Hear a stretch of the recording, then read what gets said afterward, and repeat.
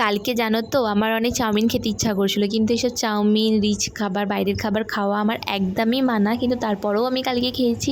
আর এদিকে আমি আর আমার ছেলে মিলে ডাক্তারখানায় যাচ্ছি।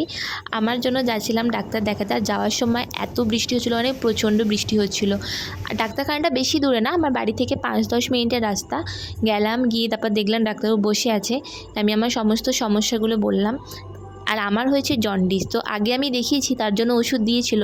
তো আমাকে বলেছিল শেষ হয়ে গেলে আবার আসবে। তো আমি জিজ্ঞাসা করলাম কতটা কি ঠিক হয়েছে না হয়েছে। বললো ঠিক হয়েছে, কিন্তু লিভারটা একটু প্রবলেম আছে। দিয়ে আমার ওষুধ নিলাম, আমার ছেলের জন্য একটু ওষুধ নিলাম। ওর না প্রচণ্ড গ্যাস হয়ে যায়, পটি কষে যায়। তো আমি বললাম একটু ওষুধ দিতে। দিয়ে আমি আর আমার ছেলে মিলে বাড়ি চলে এলাম। আর এসে দেখলাম লাঞ্চে হয়েছে ঝিঙে দিয়ে ডাল, আলু ভাজা আর মাছ ভাজা। প্রচণ্ড খিদে পেয়ে গিয়েছিলো সত্যি কথা। এসে আগে স্নান ফান করে ছেলেকে খাইয়ে আমি খেলাম। এরকম মিনি ব্লগ দেখার জন্য চ্যানেলটা সাবস্ক্রাইব করে পাশে দেখো।